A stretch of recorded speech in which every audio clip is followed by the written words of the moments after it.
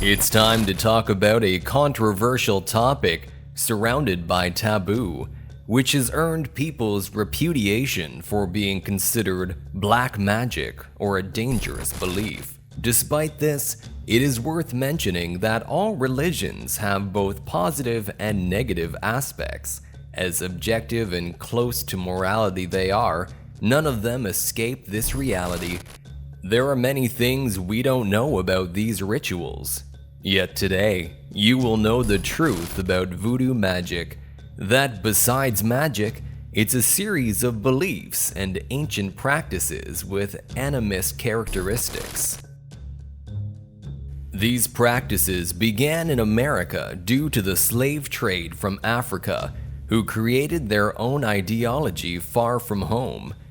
To many, voodoo is a type of witchcraft. For others, it's a religious practice. What is it actually?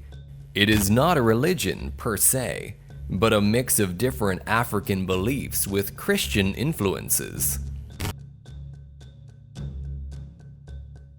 When we hear the word voodoo, the first thing that comes to mind are rag dolls with needles all over them, as some form of curse. Thanks mainly to the film industry, these dolls are believed to be used only to harm the people they represent. There are two important points about this aspect. The first is that, indeed, they are often used in dark ceremonies, but they aren't used for this purpose only. This doll can be used for other, less aggressive means. For instance, to wish prosperity and good fortune to another person by sticking a coin to the doll. Also, the needles aren't used to cause pain, but to hold the objects used in the ritual to the doll. The second, and most important point, is that these dolls aren't originally from voodoo or Santeria. While we can trace them back to the most ancient witchcraft from Egypt or Hellenic Greece, the truth is that, nowadays, trade in the market that is strongly linked to this belief has served as a means of sustenance for many people, making it possible to find all kinds of dolls in the places where voodoo is practiced. Nevertheless, as stated before, they are not originally from this African belief. It must be clarified that voodoo is an animist religion. A religion is considered animist when their followers believe non-human entities are divine beings or spirits, or at least participate or possess divine principles or potentialities. An animist believes there's no gap between the material and the transcendent world, so rocks, plants, animals, atmospheric phenomena, and other material entities have a soul or a spirit, or manifest themselves as gods or spirits of different categories inside a transcendent hierarchy.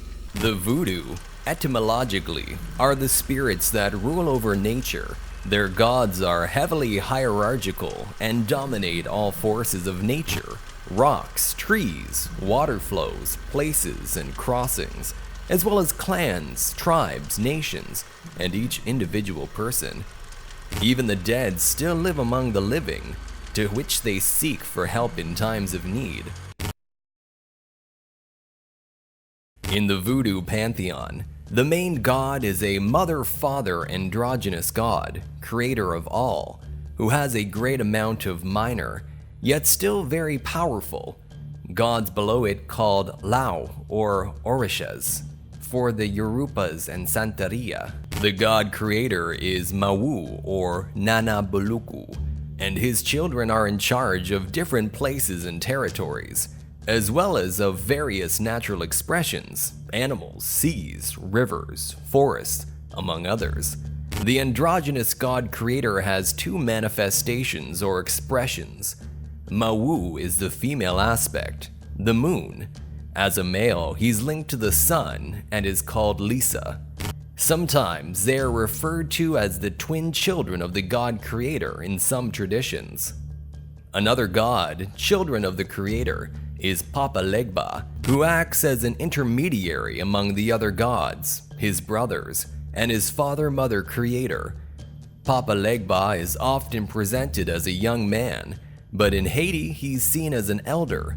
Another important god is Mamiwata, in charge of the waters, Orgu, who regulates iron and weapons, Sakpata, in charge of diseases, Baron Semedi, who regulates the forces of life and death, or Eshu, the messenger between gods and men, keeper of the relationships between both worlds, hence the god who regulates order and peace.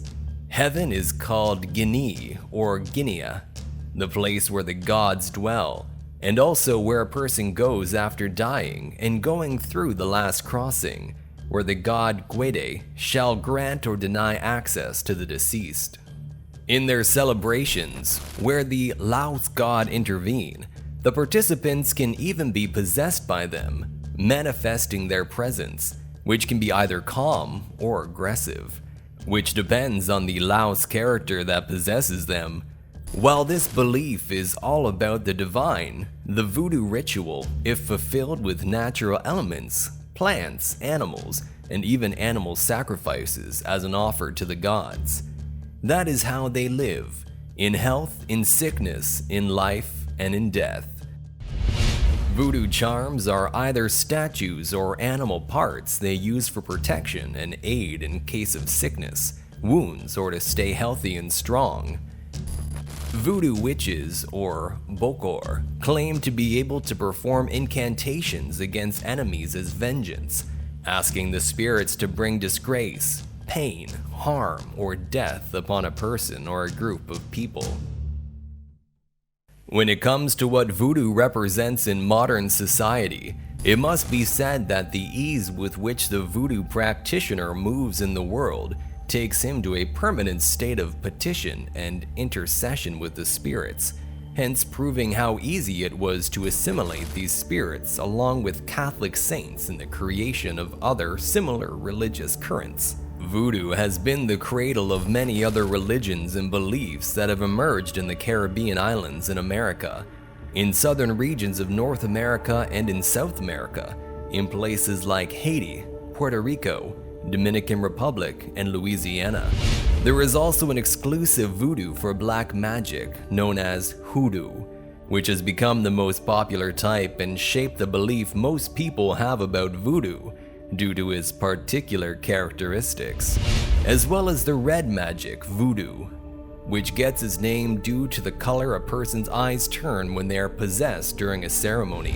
Conversely, the syncretistic mix of voodoo and Catholicism in America after the discovery or encounter of both lands generated Santeria in Cuba or Candomblé in Brazil, blending Catholic saints with the pantheon of African gods. So the African slaves taken there would protect themselves against the slaver settlers, who forbade them to perform any of their ancient practices, and their beliefs would go unnoticed, not to mention the influence these religions and traditional beliefs from Africa have had, spreading to countries like Angola and Congo.